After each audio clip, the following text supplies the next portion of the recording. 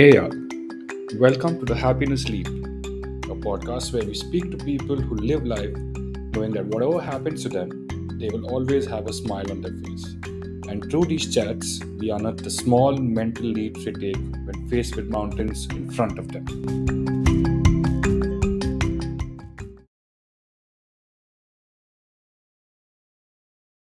Welcome to the Happiness Leap podcast.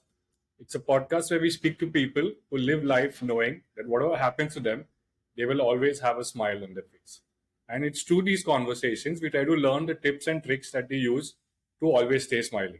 Now, in this episode, we have this extraordinary lady from Los Angeles, Susan Burton. She's an author, she's a transformative leader, and she's a social entrepreneur.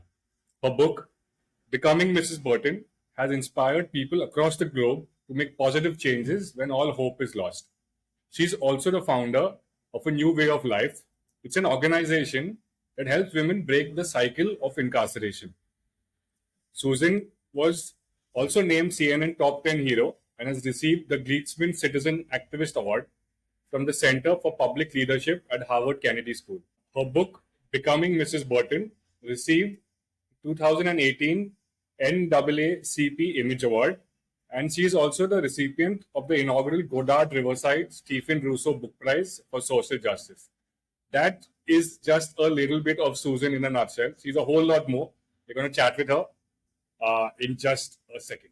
So I'm Susan Burton, founder of A New Way of Life, Reentry Project, located in Los Angeles, and I'm also the author of Becoming Miss Burton. That's superb. So if you want, I kept reading your story, and in that it said that you went to prison not once, not twice, not thrice, but 6 times, right?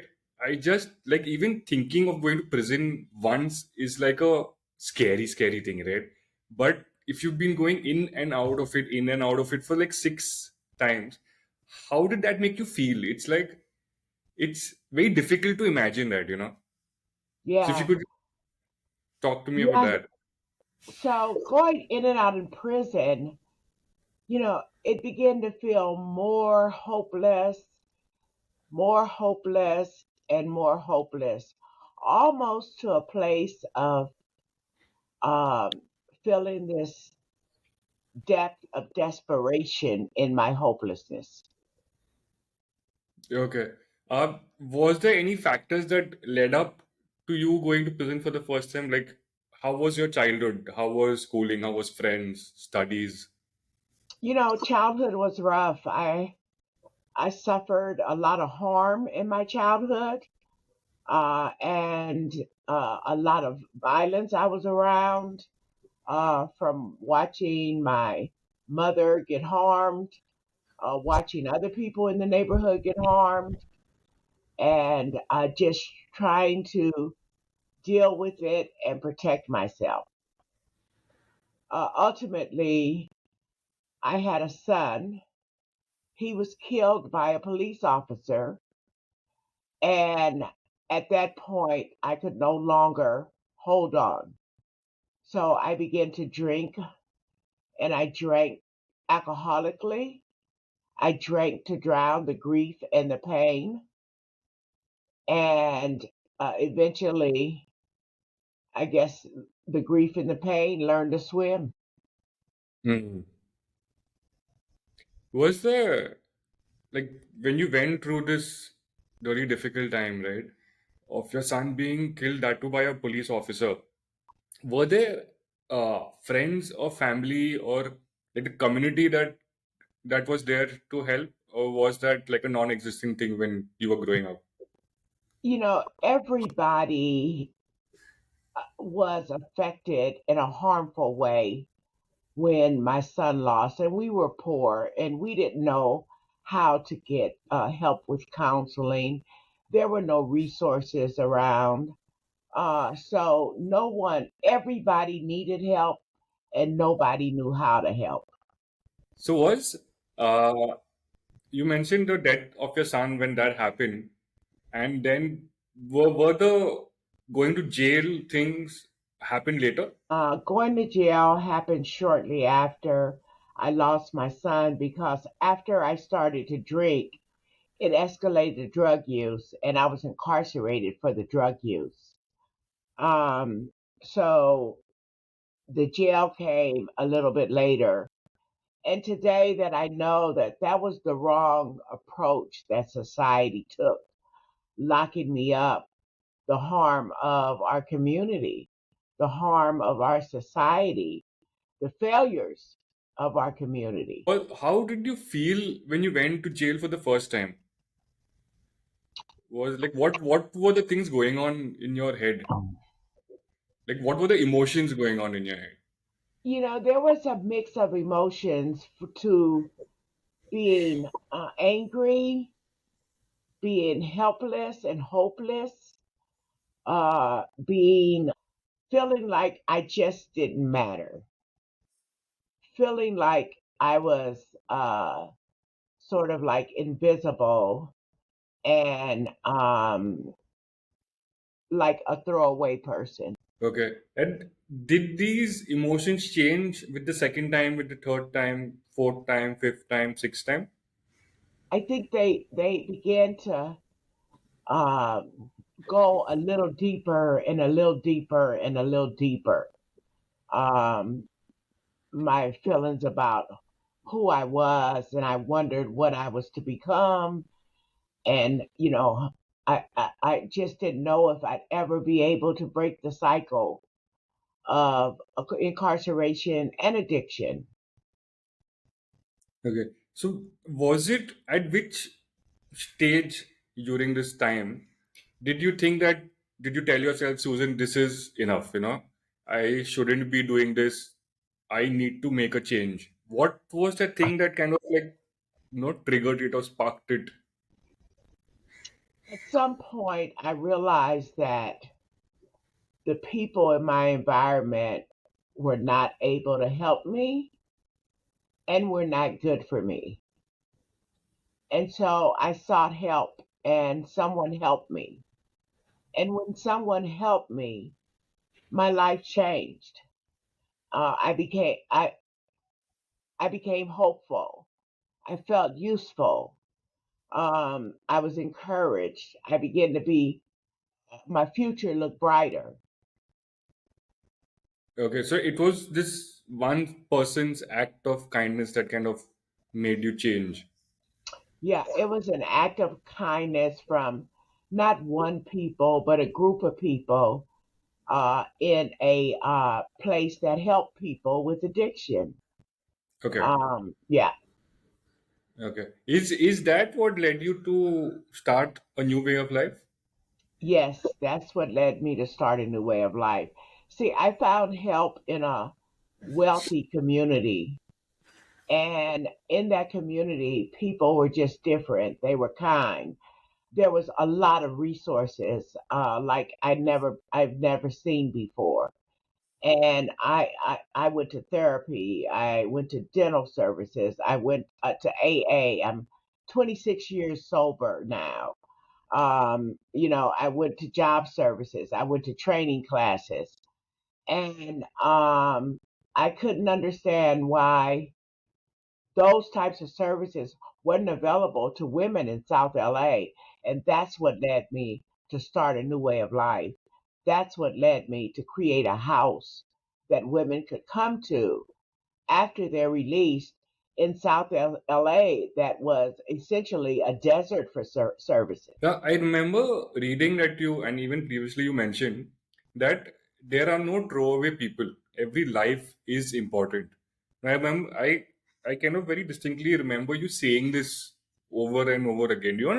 Like this Yes. has very deep, that there are no throwaway people. Tell me what does this actually mean? Um, when I say they are no throwaway people, that's exactly what I mean. Every life is valuable and every life has something to give. And even though people might lose their path or veer away from their path in life, it doesn't mean we're supposed to discard them and just, like throw them away. Throw them away as in lock them up.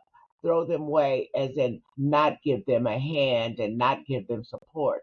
throw them away and not speak to them in kindness and extend a hand to them. Okay. So is was it difficult when you started, right? I'm sure when you go out, it took you going in and out of jail 6 times for you to meet this nice group of people who helped you and made you see that there is another way of doing things. Did when you started a new way of life, was it difficult? I'm sure it was, but do you want to like talk us through how you started it, the kind of difficulties that you faced? Yeah, so when I started a new way of life, I literally saved some money and got a house. Yeah. And I would get up from that house, my bed every morning, and I'd go down to the bus station where women were getting off the bus and tell them that if they wanted to come live in my house, they could. I had a house that was safe, it was drug and alcohol free, it was clean, and I invited them to live there. Um, Actually, that was not hard to do. I wanted to stop women from suffering and be a prey and victim to being locked up, where I would say, that's where we put throwaway people in prisons. Um, so it wasn't difficult. It was part of the happiest time in my life to be able to help someone not be vulnerable and prey and victim to some of the harms in the world. It was some of the most rich and most meaningful days of my life.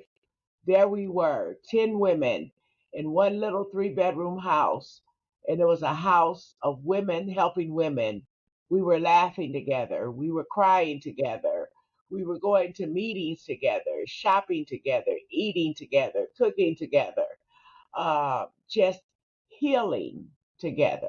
I've asked you how did you feel when you went out and you started this?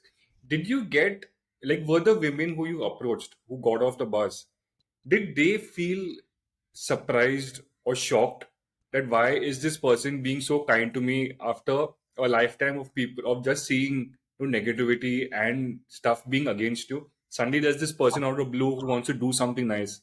Yes. So some people were surprised.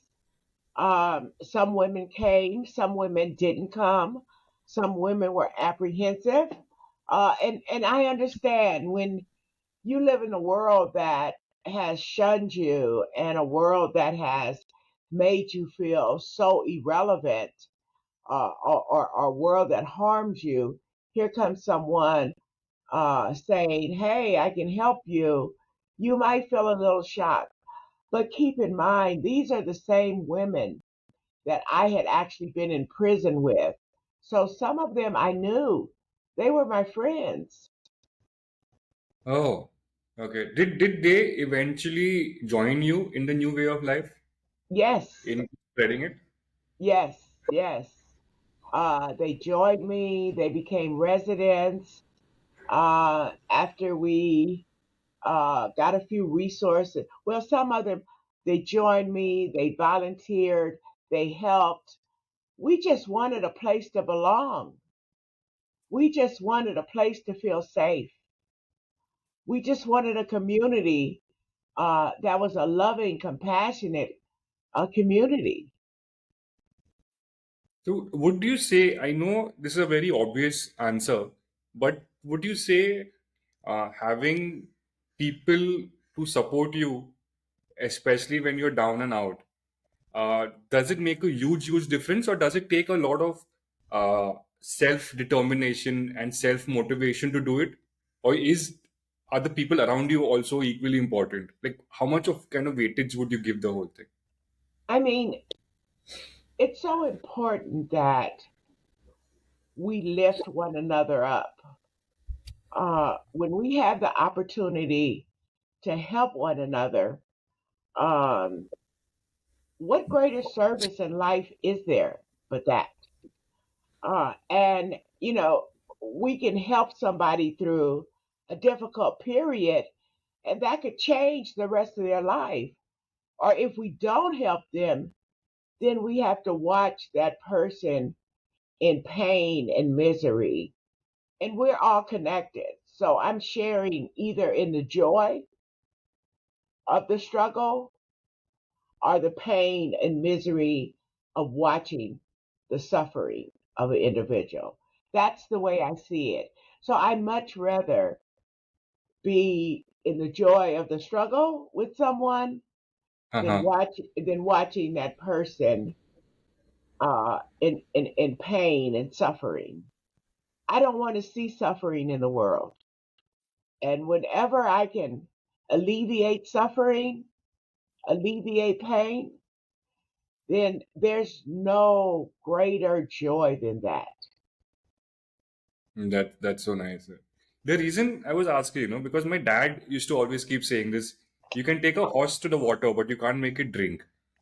So till the person actually wants to change and wants to do something better for themselves, it's very you could give them the best of things, the best of tools, the best of advice, and all the kind of support that they need. But if they individually don't want to change, Yeah, there's nothing much that you or anyone else could do. Right? So what kind of emotions go to your head? Like you are going with such a clean mind, saying that I want to help you, I want to do this for you, I can see a future for you, which is not the difficult one that you lived, right?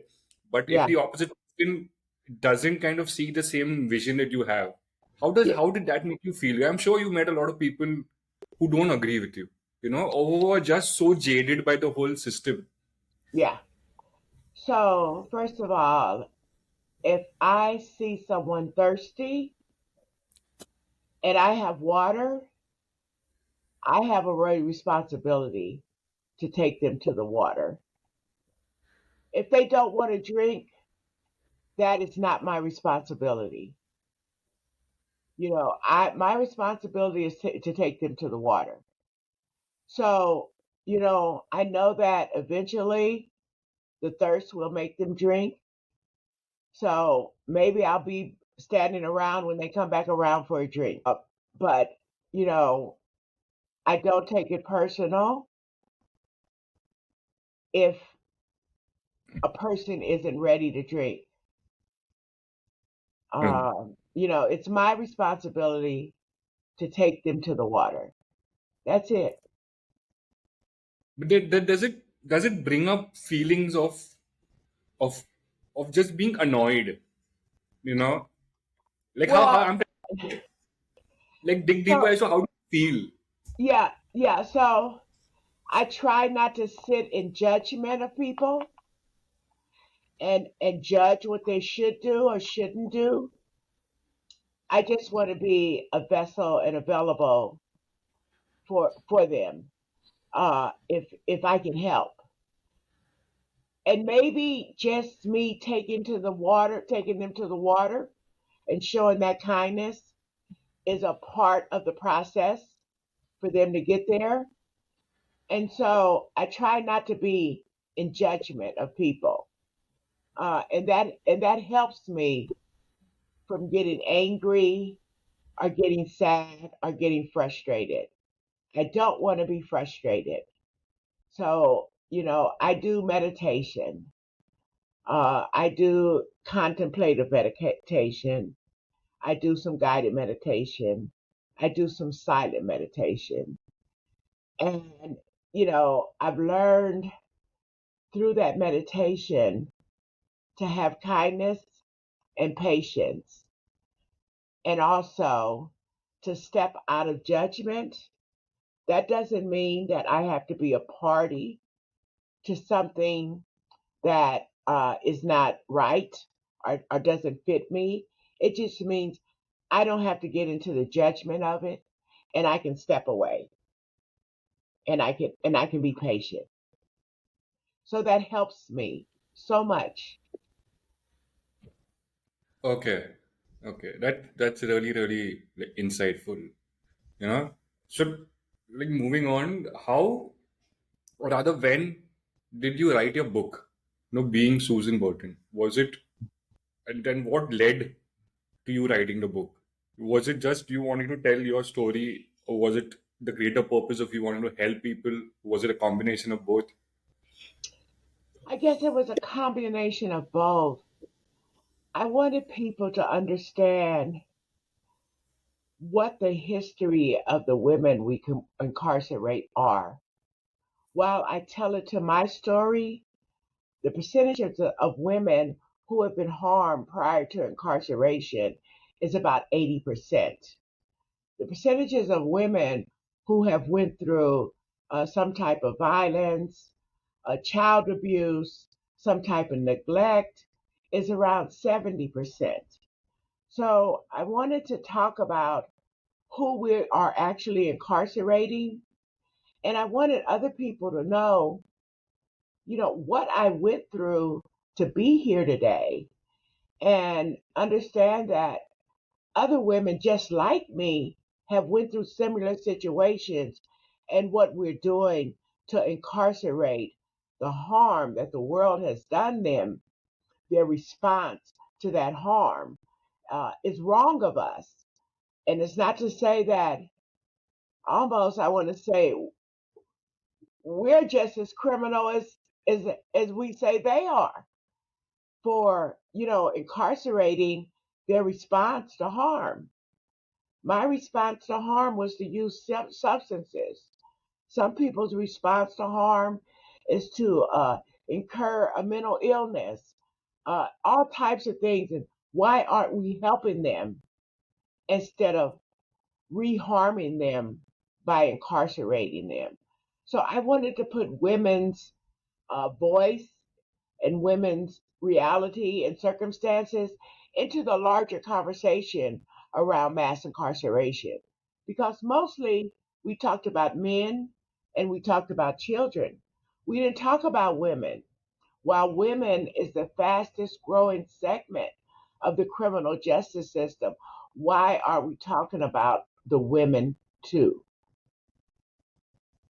Okay. So, how did you feel when you started going to prisons and promoting your book? Talking about your book and your journey. I keep seeing so many testimonials from women who actually said just reading the book gave them so much hope in times where they had no hope. How Yeah. did that make you feel?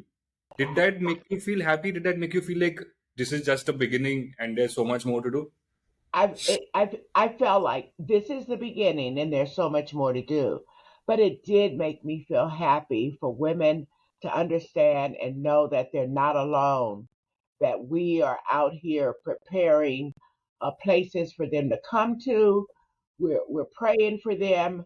We're advocating for them. We're fighting for them to be able to leave prison and have a better life, for them to have support upon release.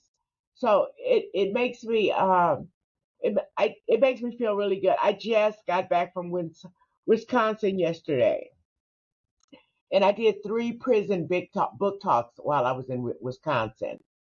I went to a morning session in one prison, and then I did an evening session in that same prison, and the next day I went to another prison.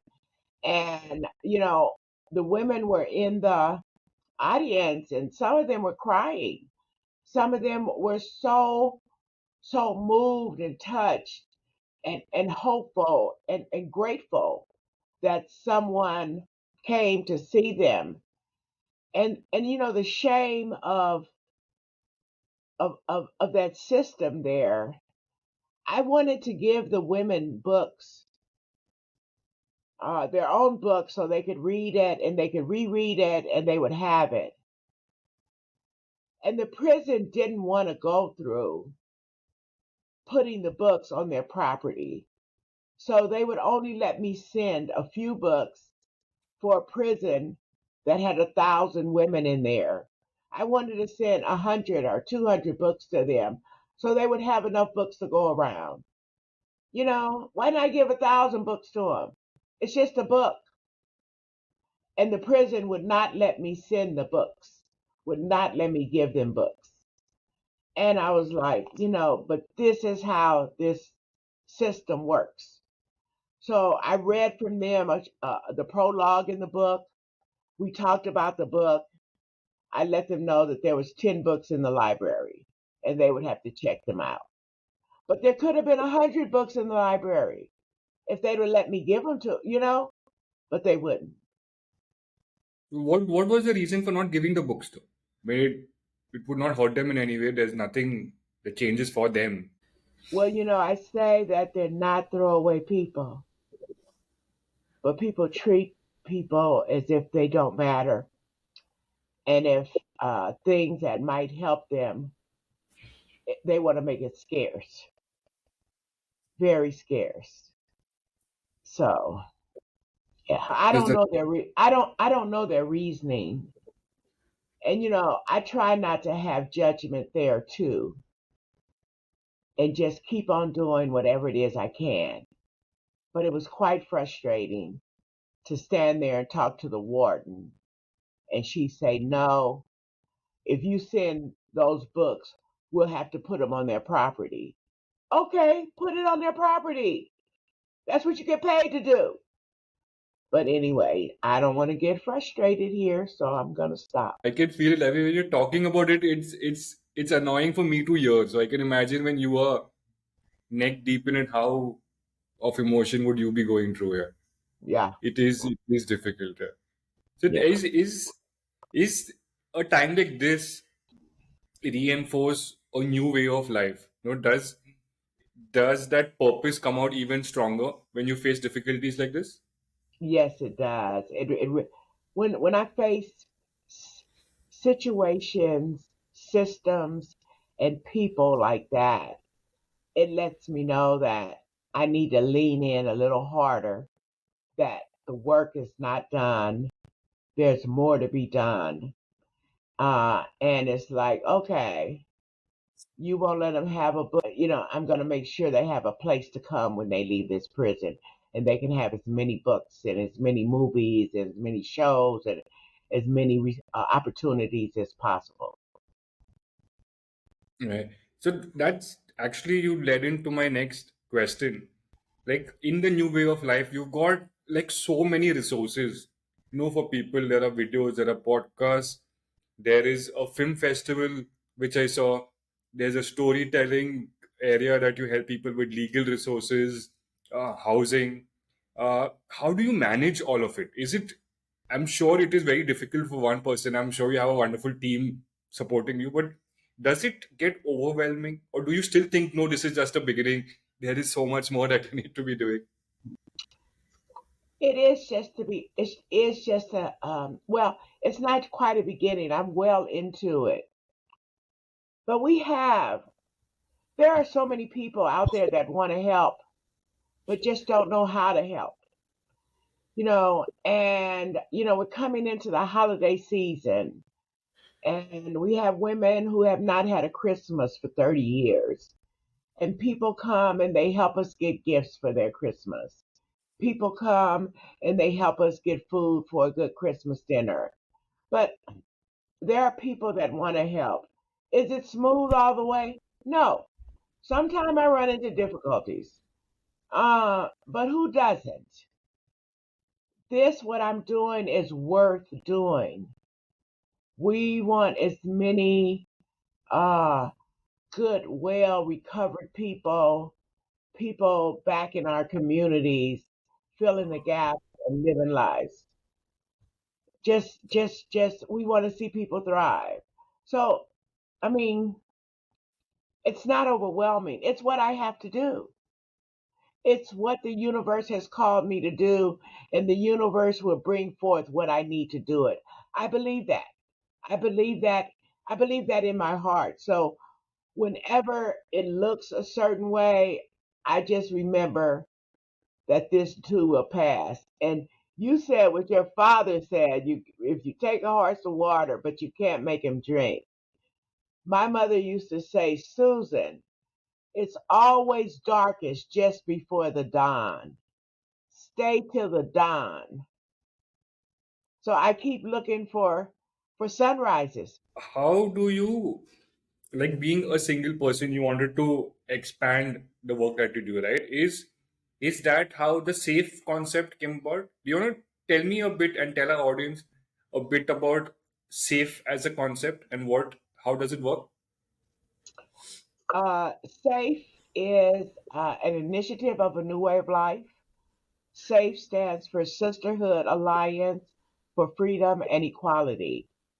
And what happened when I first started going in prisons with my book, women would stand up just like they did yesterday and say, I have nowhere to go when I leave prison. I need somewhere to go. Will you come here and start a new way of life? And everywhere I went, all over the nation, that's what I'd hear. Women say, I've been here 4 times, I've been here 5 times, I've been here 8 times, I've been here 13 times.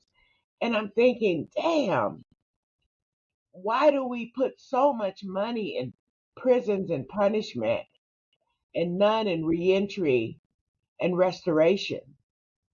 So I thought about a new way of life, and a woman came to me and said, I wanna start a house.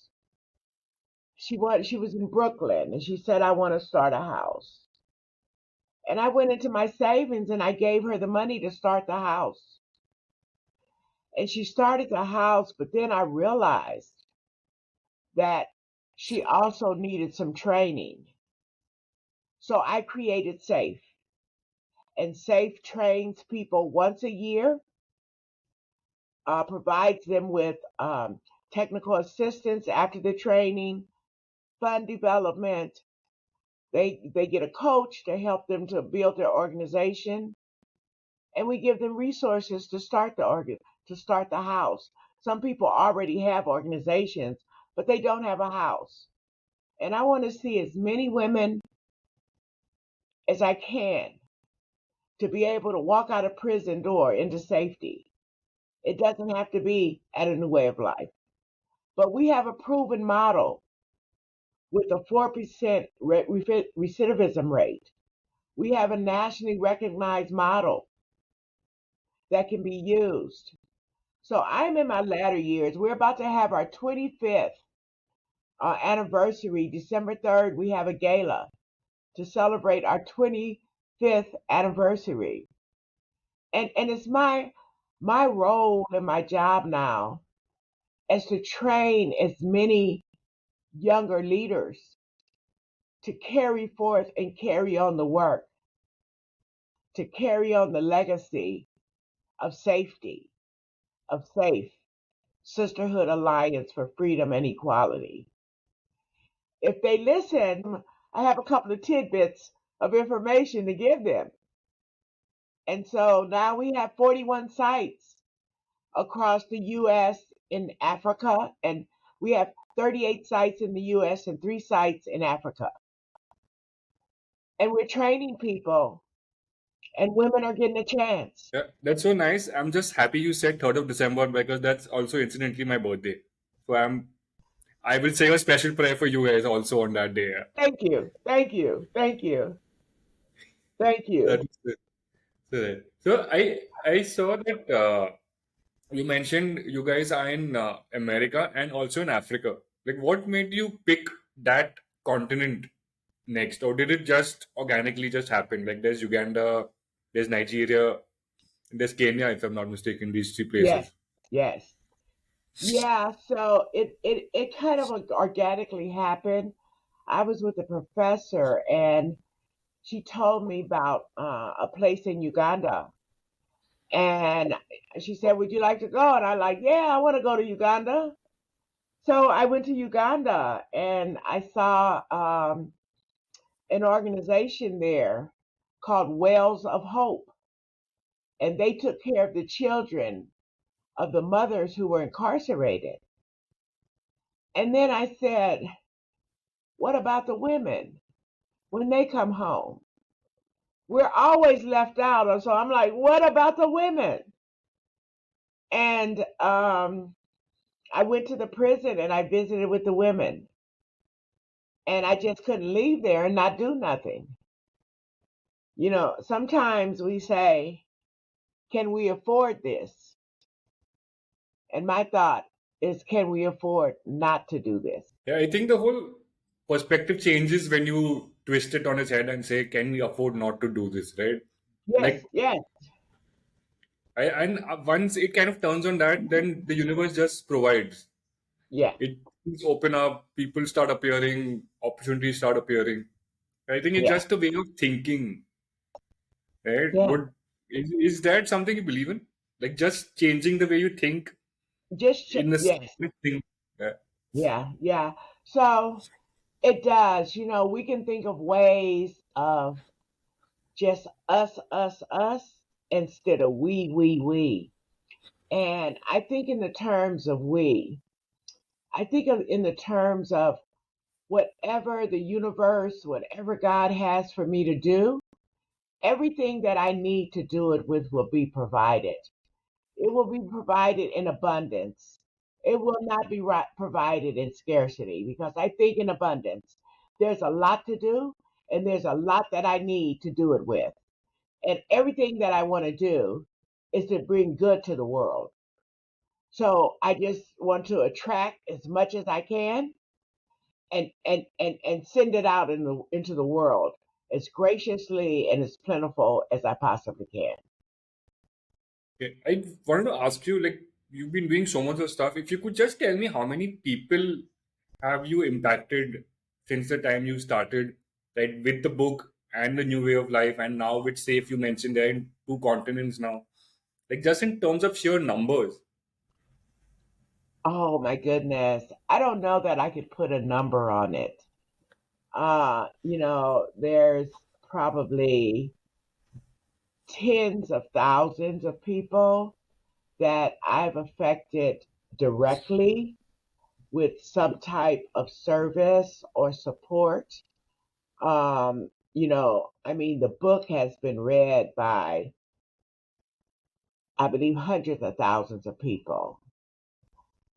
But how can I, like, when I help a mom and she gets her two, three, or four children back, and those children are in a loving home, and the mother is there with them to nurture and support them through their stages of development. So that mother and those kids got helped. But that mother's parents also have joy in their heart that their daughter has been restored. That employer that she works for is dependent on her. So the ways in which we actually, the effects of the work, it just ripples out. And I hope to have a rippling and a healing effect in the world, that my life and what I do has this effect that ripples out and reverberates, out and out into the world, sending love, vibration, hope, and happiness, and goodness. Yeah, in this whole, it's interesting that you mentioned like you are creating ripples and ripples are touching and going further and further. But the starting point is you, right? And your purpose. Do you ever feel tired doing this? Like you are touching thousands and thousands of people, but that first single seed comes from you, or that Yeah, first single, you know, yeah, drop in the water that makes that yeah, ripple come from you. Do you yeah. feel tired? So sometimes I'm, how would you say? Sometimes I have to pause, and I know I have to pause. But I have a practice of meditation. Um, I'm going on a healing retreat between Thanksgiving and Christmas, just to relax and take care of myself. I get a lot of body work to keep my body from being tense. I won't say I get tired. I go to bed every night. I go to sleep and I get rest. But I just have so much to give. And I remember when nobody wanted anything I had, and I was a throwaway person, and the world treated me that way. So I'm inspired and I'm encouraged, and I just have so much to give. I don't know that it will ever be depleted. And I think after I'm gone, what I've given will keep giving. But do you ever get, I mean, not physically tired, but emotionally tired? Like how do you keep yourself going? Like you mentioned that you would go for the retreat, you get enough of rest, you surround yourself with positive people, but there are times when it gets very difficult. What do you tell yourself then? I mean, so like this is just a moment. I can stop and breathe. This will pass. Or I have to look at what's making me feel that way and find out why it's making me feel that way, because that's not the way I want to feel or operate in the world. So, yeah, and then I have community of people that keeps me restored and sustained. I have good people around me. That actually gets me to my last question. You've kind of touched upon it in the previous part of it, but in this whole process of giving back and helping people, what if you come across a person who doesn't want a second chance? Who just says, no, it is not going to happen. This is the way it is, and I like my way better than your way. You know, then It's do you? okay. It, It's okay. It's okay. Everybody, you know, has their right uh to work things out the way they want to work them out. I'm not the only way. And I'm open, to allowing people to have their life experience. Um and I didn't give life. I support life, but I didn't give life. So, yeah. Yeah, we have to allow people uh to be who they want to be. But when people want help, I have to be there and be willing to help. And what I found is that the more that I help, the more I'm able to help, the more that I give, the more that I receive to give, the more love that I have, the more love that I get. It's just like being open, and it just being this, I guess, place where things can come through. I mean, the more patient I am, the more patience I get, and I see that things just aren't that bad or that urgent. That it shall pass, it shall change, it shall transform, and maybe not in my time. that's so reassuring. Yeah. I mean, just to hear that even when people don't want to change, you give them their space and hope that the universe changes things. Yeah, yeah, I give them and hope that they're protected and safe, and hope the universe, surrounds them with what they need as they go on their journey, as they journey. Well, Susan, I think we've reached the end of my list of questions. I'm so grateful for you to make the time. I knew we rescheduled it once, and I just want to thank you so much for just being here and for sharing your story. And Riley, I want to thank you. It was great talking to you. Uh, Got to do some yoga with you. Yeah. Yoga is another practice I've dibbled and dabbled into. Yes. sure, it is a lot of fun, yeah. Yeah. And a lot of calming also. It's been my pleasure. Same here. It's been totally, totally my pleasure. Thank you so much for coming on board. And bye. Bye bye.